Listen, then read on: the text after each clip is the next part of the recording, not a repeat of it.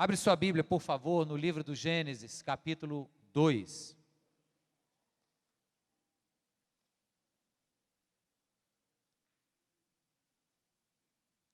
Gênesis capítulo 2, deixa aberto, vou falar um pouquinho antes da gente ler. Na semana passada, nós começamos uma proposta de reflexões sobre o que é preciso, o que é que realmente importa para uma vida que vale a pena.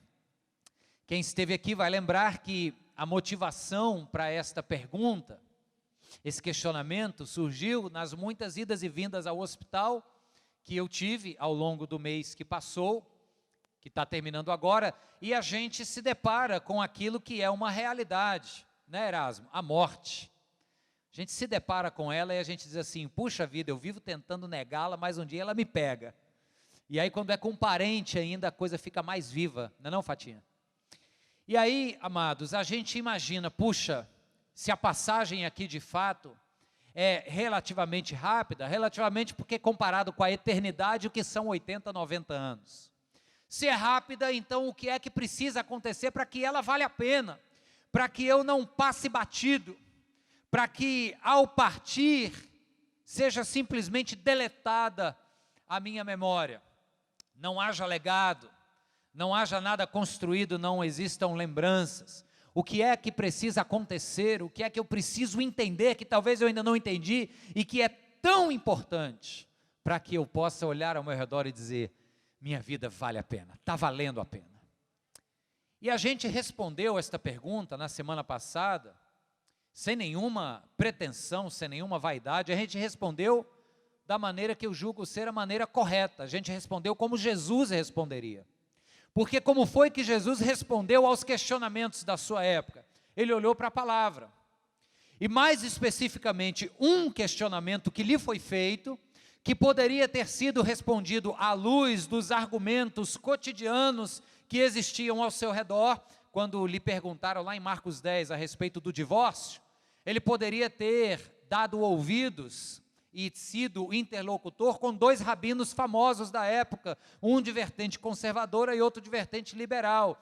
Eram as duas correntes da época para se tratar sobre divórcio. Jesus poderia ter escorregado nessa tentação de olhar para as ideias do seu tempo e responder aos seus questionamentos ou aos questionamentos dos seus interlocutores à luz das ciências ou das tradições de sua época. Mas não. Jesus olhou para a palavra, e nesse caso, ainda mais especificamente, Jesus olhou lá para trás. Foi lá no capítulo 10 de Marcos, deixa eu te lembrar. Mestre, Moisés disse que é lícito o homem dar carta de divórcio à mulher, o que dizes tu? Na verdade não é uma pergunta, é uma casca de banana. E Jesus, não escorregando nesta casca, chama os olhos de todo mundo lá para trás, lá para Gênesis capítulo 2, e à luz do que era então o ideal de Deus para o casamento, ele diz que o divórcio acontece infelizmente pela dureza do vosso coração, mas que a ideia primeira de Deus para a vida a dois não era assim. Aí ele cita Gênesis 2, 24. Então, nosso tema hoje não é divórcio nem casamento. A proposta aqui é apenas pegar esse jeito de Jesus em interagir e olhar para a palavra e olhar lá para trás e ver como foi este jeito que Deus criou vocês? Que características estão presentes na forma como o Senhor os idealizou? Se vocês prestarem atenção nessas características, nesses traços, e colocarem isso em suas vidas, vocês viverão vidas que valem a pena. Então essa é a nossa proposta desde a semana passada. Quando nós lemos que Deus criou o homem à sua imagem e semelhança, então nós temos aí o mote, a dica, o segredo. A gente então vai ver quais são os traços de Deus, da pessoa de Deus, da característica de Deus, e ver quais dessas características Deus quis que estivessem refletidas em nós, porque somos feituras da sua imagem e feitos à sua semelhança. Então na semana passada a gente viu um primeiro traço. Deus é um Deus que faz escolhas. Ele é um Deus moral. E quando eu digo moral, eu me refiro a ser alguém com a capacidade de julgar entre o que é certo e o que é errado, entre o que é o bem e o que é o mal, e a partir deste juízo fazer escolhas. Quando Deus, então, com esta moral, nos cria a sua imagem e semelhança, Ele nos diz que nós teremos que fazer escolhas. E o tema do nosso encontro passado foi a importância de rompermos com o que Adão e Eva inaugurou quando comeu do fruto proibido, porque quando eles comeram, não tinha veneno no fruto, o veneno estava na atitude. A árvore era do conhecimento do bem e do mal. Lembra da história do merismo que nós falamos semana passada? O que era aquilo então? O que ele estava fazendo era o seguinte: ele chegou para Deus, em outras palavras, e disse assim: ó, Deus, o Senhor me criou com um poder de escolha. Antes de comer desse fruto, eu já sei, já tenho conhecimento do bem e do mal, porque eu sei que comer desse fruto é errado. Mas mesmo assim eu escolho dele comer. E com isso Adão e Eva estão dizendo que a partir de agora, eles escolhem serem os autores de sua própria moral. Eles agora querem ser seus próprios referenciais do que é certo e do que é errado. E isto é a inauguração do que nós conhecemos como pecado. É isso que o texto diz lá, que causaria morte. O dia que comerem desse fruto, certamente morrerão. Repito, não é porque tinha veneno no fruto, é porque nós morremos quando nos entregamos às nossas próprias paixões e noções do que é certo e do que é errado. Então o desafio da semana passada foi esse, foi reorientarmos as nossas escolhas, não mais pelo que nós convenientemente achamos ser certo e errado, mas reorientar as nossas escolhas para o que Deus diz ser certo e o que é errado. Amém, irmãos? Então, para uma vida que vale a pena, eu preciso fazer escolhas acertadas, à luz do que Deus me diz ser certo e errado. Uma outra característica, e sobre ela eu vou tratar semana que vem, vou só adiantar para vocês, é que quando Deus vai formar o homem, Ele diz assim: façamos o homem à nossa imagem e semelhança. Que plural é esse? Esse é o plural que define Deus como três: Pai, Filho, Espírito Santo. E este Deus que em si vive num relacionamento perfeito e pleno consigo mesmo, isso é um mistério. Este Deus olha então para Adão, depois de correr o olho por toda a sua criação e os animais da terra e do céu, ele olha para Adão e diz assim: não é bom que o homem esteja só. Far-lhe-ei uma companheira que lhe seja idônea. Com isso Deus está dizendo, se faz parte da minha constituição, Deus, ser relacional, então para que a vida deste homem aí vale a pena, ele tem que ter relacionamentos. Isso vai ficar para a semana que vem. Hoje eu vou na segunda vertente. Falei da primeira semana passada, hoje é a segunda. Qual é a característica deste Deus que nós precisamos ter também presentes em nós, porque somos feitos à sua imagem e semelhança?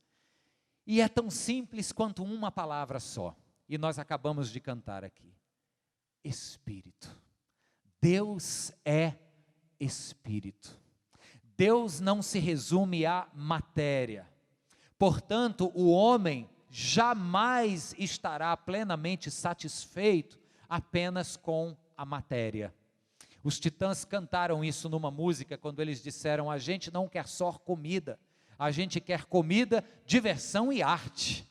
Por quê? Porque ele sabe que o homem não vive só de comida, o homem precisa deste algo mais, desta dimensão que transcende, porque nós fomos feitos à imagem e semelhança de um Deus que não é matéria e que não se deixa enclausurar nos nossos limites de tempo e espaço, um Deus que é Espírito. Foi isso que Jesus Cristo falou para a mulher samaritana, lá em João capítulo 4, Deus disse para ela em alto e bom tom estas simples palavras: Deus é Espírito, e Ele está à procura daqueles que o adoram em espírito e em verdade. Com isso nós lembramos a palavra de um homem que viveu no século V, lá no norte da África, onde hoje é a Argélia. Na época era uma província romana chamada Hipona. Eu estou falando de Agostinho. E Agostinho disse a seguinte frase que ficou eternizada. Ele disse assim: fizeste-nos, Senhor, para ti, e o nosso coração anda inquieto enquanto não descansar em ti. Em outras palavras, Deus nos fez para Ele, para refletirmos esta imagem que é dele. E enquanto a gente não encontrar isso nele, esta plenitude nele, com todo respeito, a diversão e a arte lá do Arnaldo Antunes não vão saciar, elas ajudam a transcender um pouco, mas não vai resolver. Com todo respeito digo, os lemas e motes de coach, de autoprogramação mental, seja lá o que for, ajudam um bocado, mas também não resolve a nossa necessidade de algo mais, de transcender, porque isto só está e só pode vir de Deus, que é o Criador dos céus e da terra, que é o meu Criador e o seu Criador. Aleluia! Amém. Irmão, o dia que a senhora não vier para o culto eu vou achar ruim, porque essas palmas dão um gás na gente, viu? É bênção, glória a Deus. Dá um ânimo, diz assim, ó, pastor, nós estamos juntos, estamos concordando. Então vamos seguir agora, porque existem implicações de sermos espirituais. Nós já concordamos aqui que somos espirituais porque fomos criados à imagem e semelhança de Deus. Mas tem um problema. Às vezes a gente tira por menos e acha que esta dimensão de espiritualidade é algo relacionado apenas à religião. E aí você pensa, e aquelas pessoas que não são religiosas? E dizer o que de um ateu? E dizer o que de alguém que não acredita no metafísico, no transcendente, no imaterial? Alguém de olhar naturalista, que só acredita no que a mão pega, no que os olhos veem? Dizer o que dessa pessoa? Eu vou falar para você que esta pessoa tem exatamente a mesma necessidade que nós temos de transcender. A única diferença é que ela vai buscar isso em formas distintas da nossa. É ou não é verdade, queridos, que às vezes, uma vez tive um professor, gente finíssima, que ele no primeiro dia de aula, ele disse logo assim, olha, eu sou uma pessoa simples, mas tenho uma vaidade, a minha vaidade é o intelecto. Eu sou intelectualmente vaidoso, acontece isso, né, na academia, no ambiente acadêmico. E aí eu fiquei atento para aquilo que ele falou, e quando eu vi ele dando aula, que ele pegava no ritmo, engatava ali a quarta e ia embora falando, mas o cara se deleitava. Aquele professor Clóvis, é Clóvis o quê? Clóvis Ribeiro, não me lembro, aquele cara famoso lá que fala junto com o Mário Sérgio Cortella, né? Clóvis de Barros, ele também disse isso, ele disse, o professor que é apaixonado pela sua profissão, quando ele engata ali a marcha e vai embora falando, ele se encontra, ele se deleita, pois esse camarada não precisa nem acreditar em Deus. Naquele momento que ele está animado ali com a filosofia dele, com a articulação da sua aula, ali ele está transcendendo. Tem gente que vai tentar transcender, não no sobrenatural de Deus, mas numa carreira de cocaína. Tem gente que vai tentar transcender no excesso de álcool. Tem gente que tenta transcender e sair desta matéria. Sabe onde, queridos? Na realização profissional.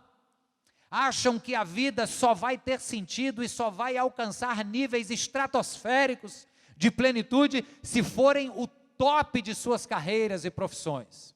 Tudo isso são maneiras artificiais, melhor dizer, de tentar sair do apenas comer e beber, de tentar encontrar esse algo mais.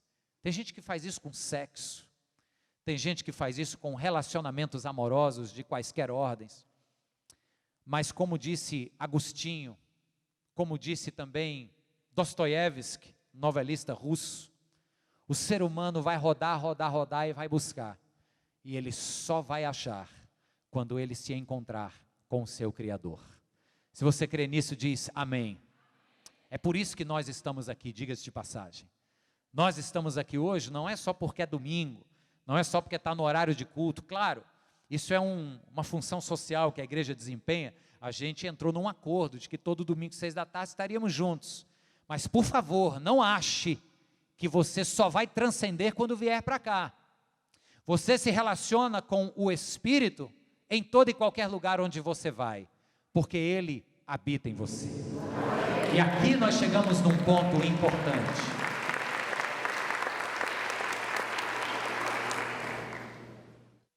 ponto importante aqui está exposto na seguinte expressão: Espírito com E minúsculo, hífen, Espírito com E maiúsculo.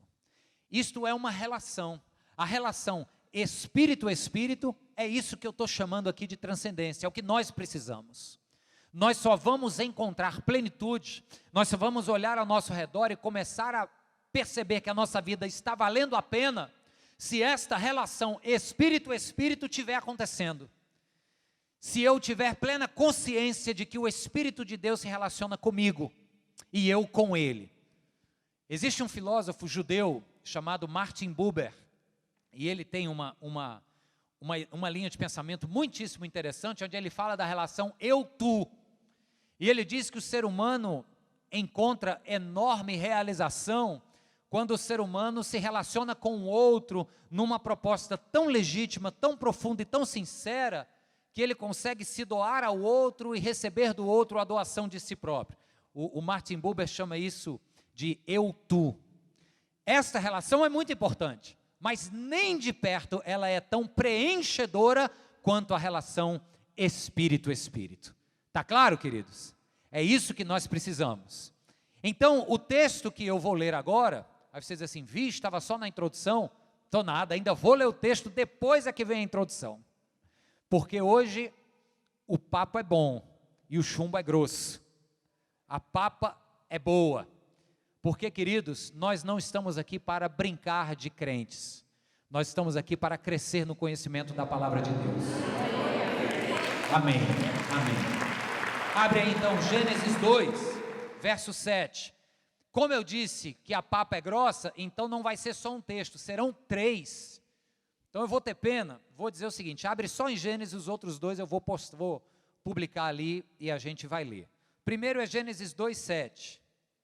Então o Senhor Deus formou o homem. Presta muita atenção nas imagens, tá? Formou o homem de onde? Do pó da terra. Pó é matéria. O pó você bate o pé, ele sobe. O pó da terra. E aí o que Deus fez depois que criou o homem da matéria, do pó? Ele fez algo, ele deu soprou. Presta atenção nessa imagem, por quê? Porque lá no capítulo 1 de Gênesis, diz que o Espírito de Deus pairava sobre a superfície das águas.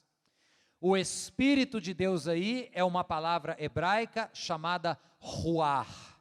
E a tradução mais concreta para ruar é sopro. Alguns tradutores chamam de hálito. O sopro de Deus existia. Então, Deus pega a matéria que é pó e sopra do seu espírito sobre suas narinas. E isto que outrora era pó, agora vira o quê, queridos? Alma vivente. O homem se tornou alma vivente. Pronto, é só esse versículo.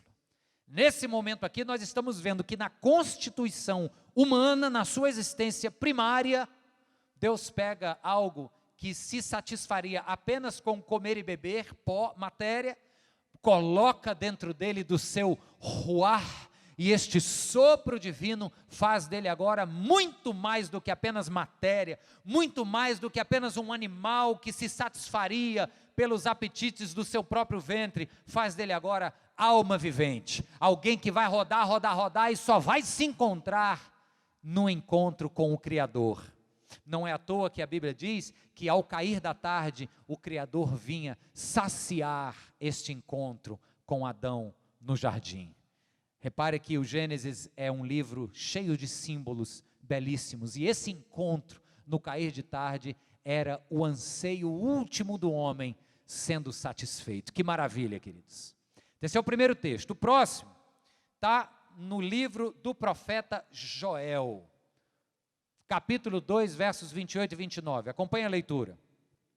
E depois disso, o que é que Joel está dizendo? Depois de quê? Depois, ele vem falando no primeiro capítulo do seu livro, sobre a libertação que Deus daria ao Israel que está cativo. E esta libertação viria através de um Salvador, de um Redentor.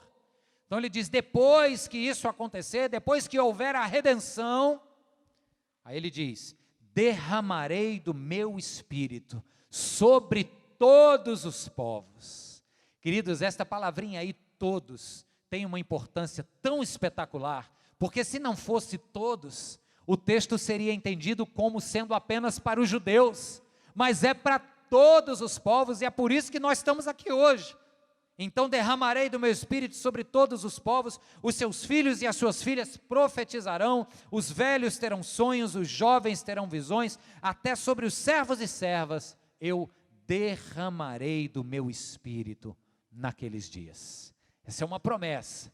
Então olha só a construção, Deus cria, Deus sopra do ruar, este que fora criado como matéria, agora é alma vivente, faz escolhas, transcende, se realiza no cair da tarde, quando dá face a face com o seu Criador, erra, vacila, é expulso do paraíso, vive querendo ser agora a sua própria fonte e referencial do que é certo e errado, por isso a morte adentra na raça humana, e então é preciso que o Salvador venha, e a palavra de Joel diz, depois que vier a salvação, depois disso, derramarei do meu espírito sobre todos os povos.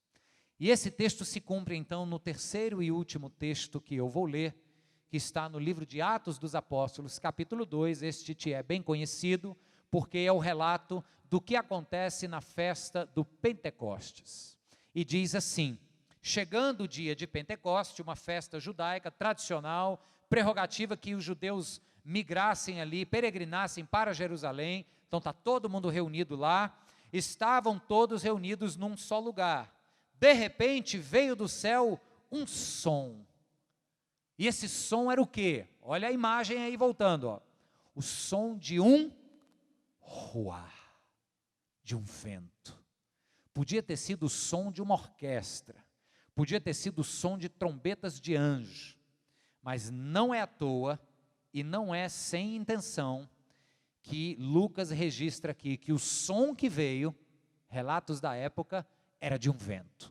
E esse vento vem, é um vento forte, encheu toda a casa na qual estavam assentados. Quem estava lá? Os discípulos. E viram o que parecia línguas de fogo, que se separaram e pousaram sobre cada um deles, e todos ficaram cheios do Espírito Santo, e começaram a falar noutras línguas, conforme o Espírito lhes capacitava. Juntos três textos agora. Deus cria o homem e planta no seu coração o anseio pela eternidade. Está lá em Eclesiastes, capítulo 3, livro de Eclesiastes, depois que ele fala, tem tempo para isso, tem tempo para aquilo, tem tempo para todo propósito no céu, capítulo 3, verso 11, diz assim, e ele fez tudo apropriado ao seu tempo, também pôs no coração do homem o anseio pela eternidade. Então, queridos, nós temos isso, não é por charme não, não é porque a gente é crente e aí ouve que tem um tal de Espírito Santo e por isso a gente quer conhecer ele, não, isso é culpa de Deus, foi Deus que nos fez assim, Ele plantou em nós essa semente, porque somos imagem e semelhança dEle, que é espiritual, portanto nós temos este anseio. Depois que Deus cria-nos assim, Ele então diz, apesar do erro de vocês, apesar das consequências desse erro e do cativeiro da morte, debaixo do qual vocês estão, eu prometo que virá um Salvador para resolver esse problema, e através do seu sangue, em outras palavras, ele não diz isso já em Joel, a gente já está lendo a partir da ótica e das lentes do cristianismo, o que ele diz lá é mais ou menos assim, através do sangue deste Salvador, eu vou resolver o problema da morte, que vocês trouxeram para si próprios, porque a palavra diz que sem derramamento de sangue não há remissão de pecados, então o salário do pecado é a morte, não seríamos dignos de uma vida plena. Deus disse, é verdade, alguém vai morrer no seu lugar, aí é onde a gente fala do sacrifício substitutivo de Cristo, e então Cristo é esse libertador e redentor que Ele promete a Israel lá no livro de Joel, no livro de Isaías, e em outros livros e salmos do Antigo Testamento, a figura deste Salvador é apresentada, e Ele então termina dizendo, quando este Salvador vier e lhes comunicar vida nova, aí eu vou completar aquilo para o que vocês foram criados. Vocês foram criados para viver no Espírito? Pois quando o Salvador vier e morrer por vocês, vocês vão viver no Espírito, porque o Espírito vai habitar dentro de você. Oh, maravilha, gente! Que coisa maravilhosa essa! O autor dos céus e da terra, o Criador, o Todo-Poderoso, aquele que a gente estava cantando aqui, eu estava dando glória a Deus lá atrás, apesar desta glória que tens, tu te importas comigo, tamanhozinho nosso aqui. Este Deus enorme, imenso, Todo-Poderoso, Ele diz, eu vou habitar dentro de você. Então essa nossa necessidade de transcender, está resolvida. Ele prometeu que vem, e se você abrir os braços e o coração, e com a sua boca confessar que Jesus Cristo é o Senhor, e com o coração crer, você será salvo e cheio do Espírito. Só que aí ele fala assim, ó, aí ele diz assim, agora se você viver no Espírito, aí vai ter consequências. E aí é onde a gente começa a olhar meio de lado assim, e diz, quais são as consequências? Quem conhece aqui o Ronaldo Lidório, o pastor Ronaldo, missionário, todas as vezes que ele veio aqui na igreja, e em vários congressos pelo Brasil que eu já ouvi pregando, ele sempre diz assim, ó, o problema da oração é quando Deus responde. Aí a gente está aqui e diz assim, sopra Senhor, sopra e traz vida, faz coisas novas Senhor, eis-me aqui, conta comigo. Aí Deus diz, ok, você orou para eu contar contigo, então eu vou contar, arruma as malas aí que eu estou te mandando para um lugar novo. O problema da oração, o problema, bem entre aspas, da vida no Espírito, é porque nós rendemos a este Espírito o norte dos nossos passos. E aí nós adentramos numa realidade sobre a qual Jesus fala com Nicodemos, vou já ler para você o verso, uma realidade chamada de imprevisível. E isso é problemático por quê?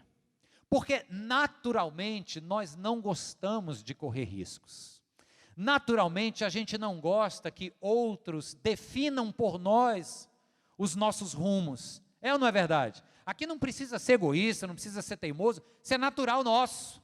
A gente gosta e valida e valoriza muito o fato de podermos ser autores dos nossos próprios passos. Só que Jesus, conversando com Nicodemos, falou para ele que quem é nascido da carne é carne, e quem é nascido do Espírito é Espírito. Aí ele diz assim, ó, o vento, olha a imagem, o vento sopra onde quer, você o escuta, mas não pode dizer nem para onde vem, nem para onde vai. Assim acontece com todos os que são nascidos do Espírito. Se a gente quer viver nesta dimensão para a qual Deus nos criou, a título de vivermos uma vida que vale a pena, e portanto abraçarmos esta realidade de que somos espirituais, e de que o Espírito de Deus habita em nós, nós vamos precisar baixar a guarda e dizer, Senhor, eis-me aqui, me leva para onde o teu vento soprar. Agora eu quero ouvir um amém. Amém. Você sabe que amém significa assim seja, né? Gosto de ensinar isso. Às vezes é difícil a gente dizer amém, porque repare só para que você está dizendo assim seja. Deus, eis-me aqui, onde o teu vento soprar, considere minha vida como uma vela grande de barco, e onde esse vento soprar é para lá que eu vou. Amém, irmãos? Essa é a proposta de Deus para nós. Esse é o desafio de Deus para nós. Mas isso é extremamente animador, empolgante, espetacular. Testemunho pessoal aqui para vocês. Faz 20 anos que eu conheci o Senhor e que minha vida mudou. Faz 19 anos aproximadamente que, por causa do meu conhecimento de Cristo e pela imensa graça dele derramada em minha vida, que eu me entreguei ao seu serviço. E já tive a oportunidade de experimentar diversas atividades a serviço do reino, diretamente falando, porque todos nós aqui, diga-se de passagem, estamos a serviço do reino, é ou não é verdade? Mas como missionário da Jocum, como líder de jovens da igreja, Esses dias uns gaiatos aqui do Ministério de Louvor foram pegar uma foto minha antiga, com um cabelão bem aqui, ó, barbazona, lembra aí, bonitão? Cabelão aqui enorme, e olha gente, culto de jovens, vocês teriam o desprazer de me ver de bermuda, bota, cabelão enorme e uma guitarra na época, ministrando. Misericórdia, né? Mas era bênção. Aí foi líder de jovens, foi missionário, etc., pastor de igreja, pastor evangélico. Queridos, não queiram saber dos comentários que eu fiz há 22 anos atrás, quando eu fui para um EJC, e eu olhei para aquela garotada pulando e disse assim, que bando de menino besta é esse? 22 anos atrás, eu olhei e disse assim, o que eu estou fazendo aqui? Na sexta-feira, quando acabou o EJC, eu fui para a Barraca Biruta, assistir um show dos Raimundos. Vai lá, diz aí. Você sabia que Deus alcançou o vocalista dos Raimundos, né? Pastor Rodolfo Abrantes é uma bênção hoje. Mas naquela época, eu e ele estávamos mais perdidos do que cego em tiroteio. E se naquela época você perguntasse assim, Mário, algum dia você se vê como esse retrato aqui, ó? Aí me mostraria um retrato meu aqui hoje, com vocês, conversando. Eu ia dizer, só debaixo de muita peia. Só se eu tiver enlouquecido. Mas eu estou contando essa história, apesar das gracinhas, só para dizer para você, queridos, que uma vida imprevisível de quem caminha com Deus é assim. Eu já falei num testemunho pessoal para alguns jovens, que eu sempre tive, quando adolescente, desejo de morar fora, desejo de ganhar minha vida aí pelo mundo e tal. Cheguei a me alistar num grupo de pessoas que ia para Israel trabalhar num kibutz, e aí fiquei meio bambo quando eu soube que, como o meu sobrenome é judaico, eu teria que ir me alistar no exército israelense e servir 2 anos primeiro. Aí eu disse, opa, a conversa é outra, já voltei atrás e não fui, mas quase fui. Mas nunca saí do país, nunca realizei este sonho.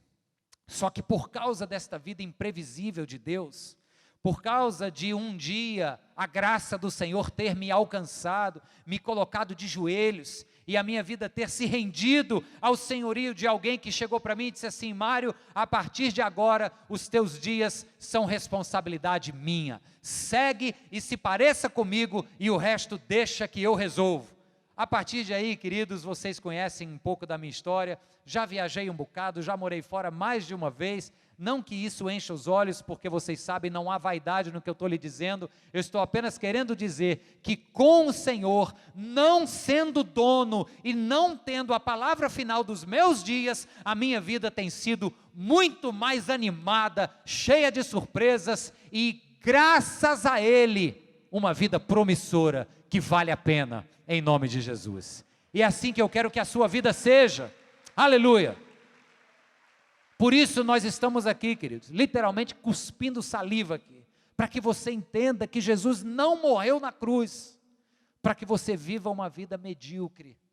Ele quer que a sua vida vale a pena, e por isso, Ele plantou o Espírito dentro de você.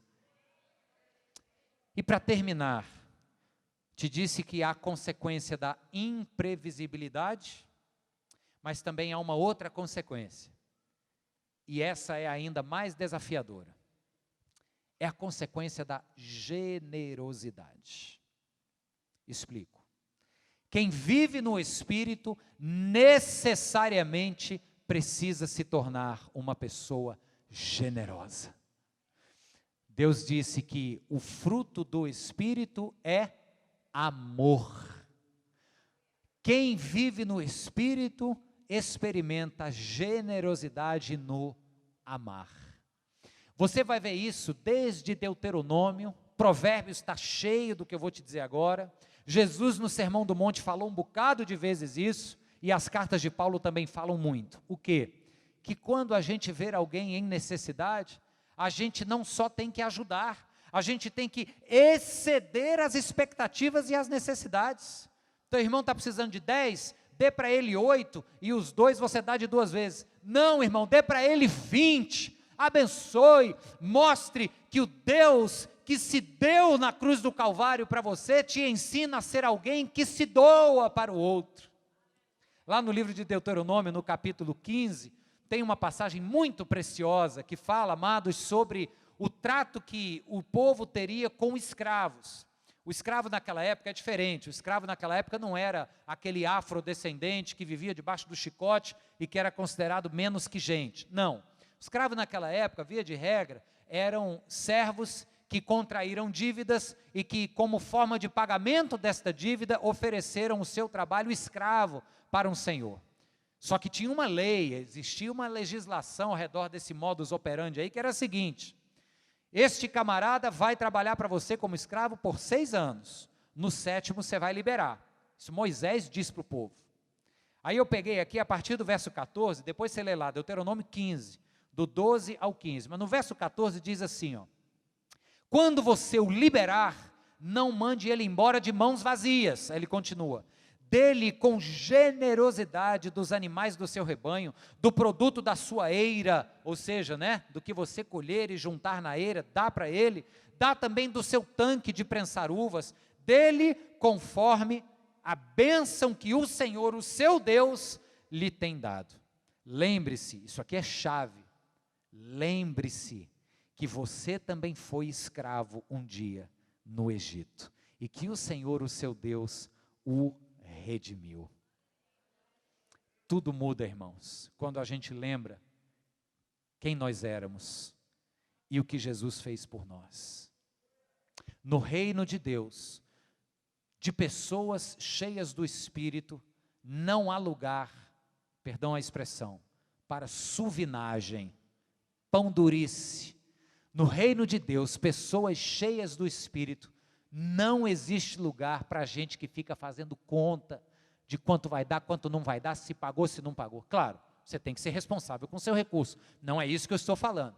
Eu estou falando de generosidade. Viu alguém em necessidade? A Bíblia diz que a tua mão não se furte ao direito de ajudar quem a ti pedir ajuda. Está lá no livro de Provérbios. Então, se Deus te colocou para ajudar alguém, ajude generosamente. Amém, irmãos?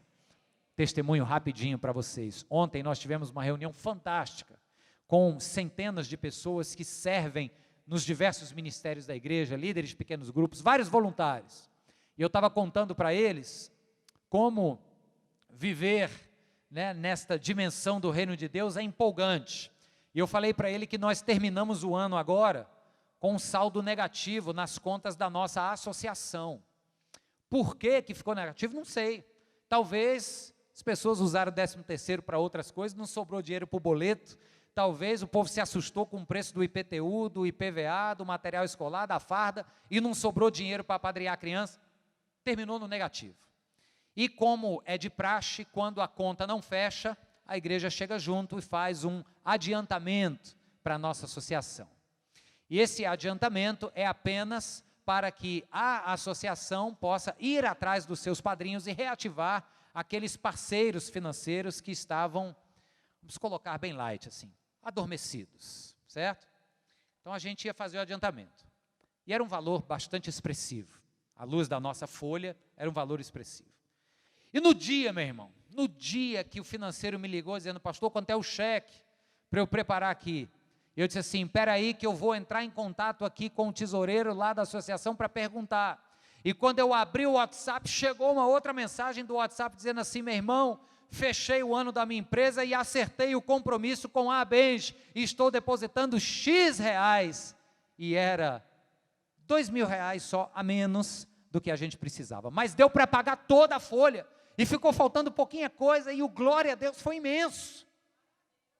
Aí na semana seguinte, uma irmã me liga e diz assim: pastor, ganhei uma causa na justiça, quero dar um dízimo, e quero entregar uma oferta para a Benj.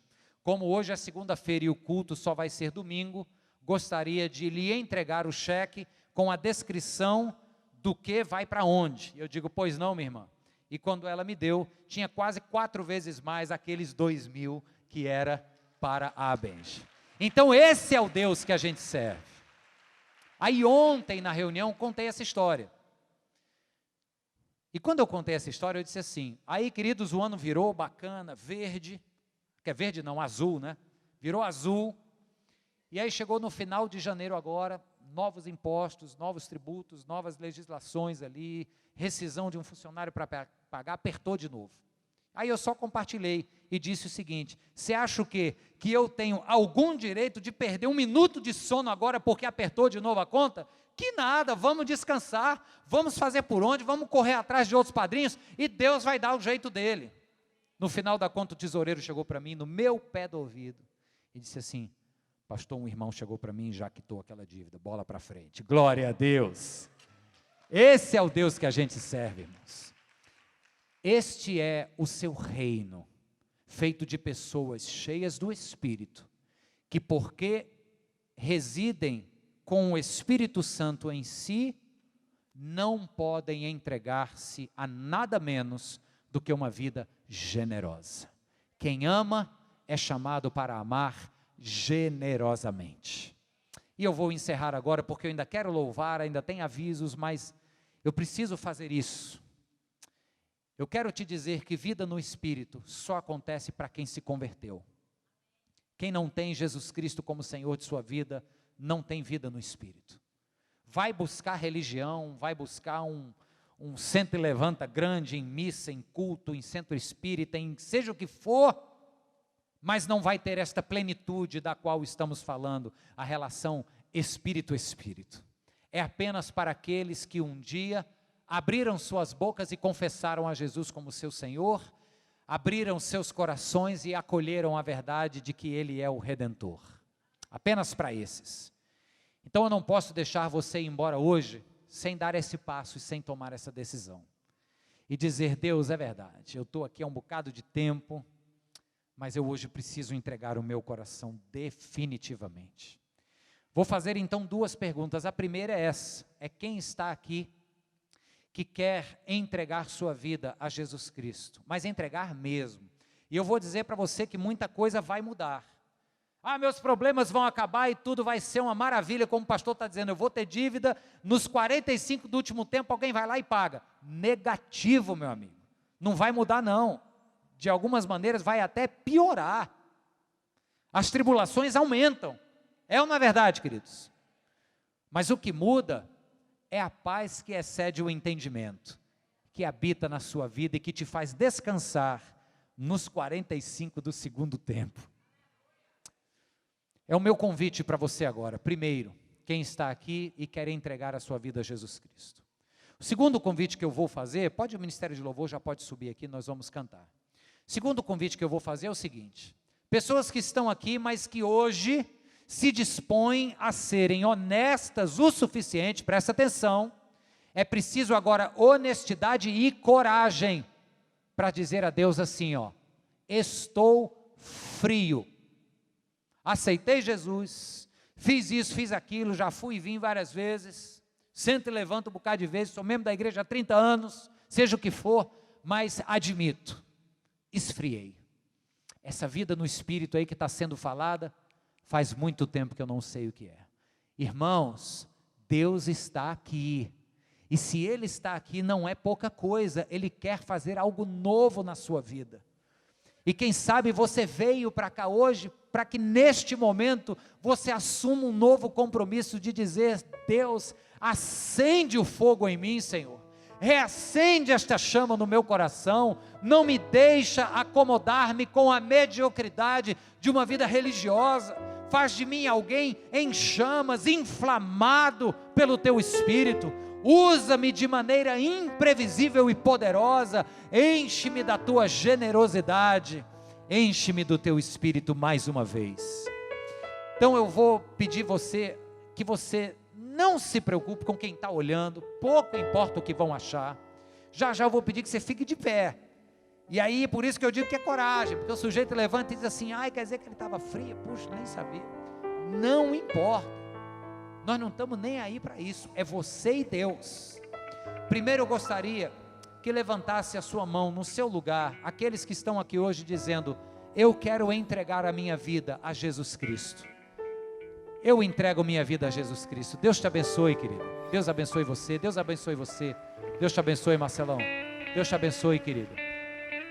Deste lado, quem está dizendo isso? Deus te abençoe, meu irmão, que precioso, Deus abençoe a senhora, Deus abençoe você, querida. Olha, vamos fazer o seguinte, vamos ficar todos de pé, e já que somos muitos, já que muitas pessoas estão dizendo isso, e a Bíblia diz que nós devemos nos alegrar quando esse tipo de coisa acontece, eu vou pedir que alguém te traga aqui à frente. Você não vê só. Quem levantou a mão dizendo, quero entregar minha vida a Jesus Cristo, vem aqui à frente. Você não vai ficar só aqui não, te garanto. Quem fez essa entrega agora, vem aqui à frente. Venha com alguém, maravilha. Vem para cá agora. Pode vir, não tenha vergonha não. Vamos para cá, venha linda. Vem para cá, vai estar cheio de gente aqui. Nós vamos juntos orar e abençoar a sua vida. Que bênção, maravilha. Lá atrás, isso, a senhora que levantou, vem para cá. Quero pedir aos irmãos da igreja que estão aqui, que podem orar por essas vidas, só chega perto, coloca a mão no ombro dela. Vem alguém que está em pé aqui, ó. Vem aqui à frente, vem à frente, bota a mão no ombro de alguém, ora por esse alguém. Olha esse irmão aqui, que bênção, querido, que decisão importante, irmão, que bênção, querido, que bom lhe ver aqui na frente. Agora o segundo convite que eu quero fazer, e o segundo convite é para você que corajosamente está dizendo, estou frio e quero que Deus toque na minha vida e me reacenda. Agora é coragem, sai do seu lugar e vem à frente também. Entra mais, pessoal, entra mais aqui, ó, entra mais, pode entrar mais, vem mais. E vem para frente. Quem está dizendo hoje, Deus, eu quero que o Senhor me reacenda, eu quero que o Senhor volte a fazer coisas inusitadas na minha vida, eu quero que de um dia ordinário o Senhor faça coisas extraordinárias. Se esse é o seu desejo, vem aqui à frente.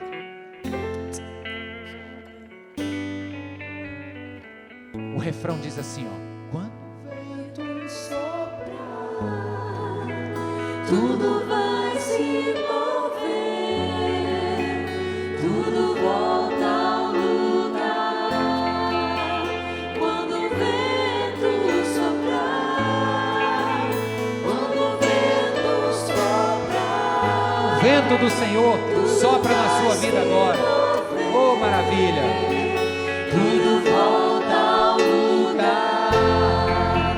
Quando o vento Do início, vai lá. Oh, Deus maravilhoso. Vamos cantar todos juntos. sopra Espírito. Tem alguém caído aqui hoje? Olha o que diz. Levanta os caídos,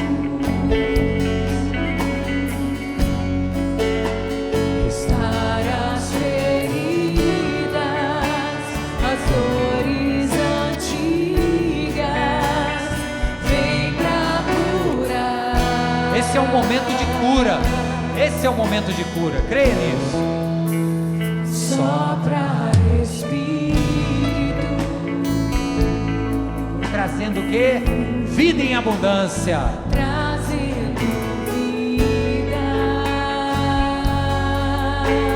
Aleluia. Junta os pedaços, já ouço ruídos do seu agir.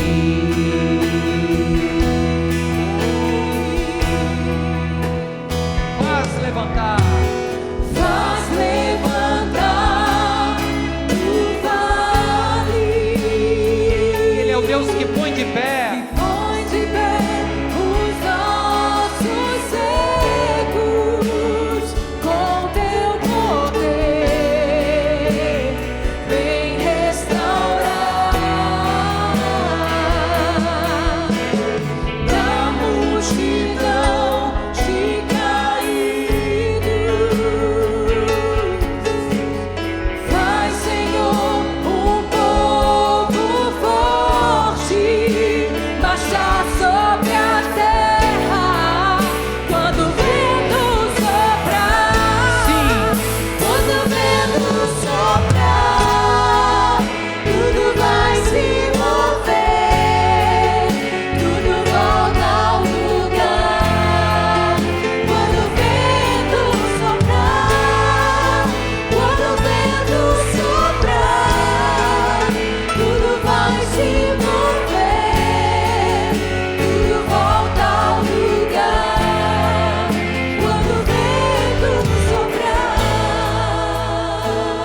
Senhor Jesus, que noite especial essa, Deus.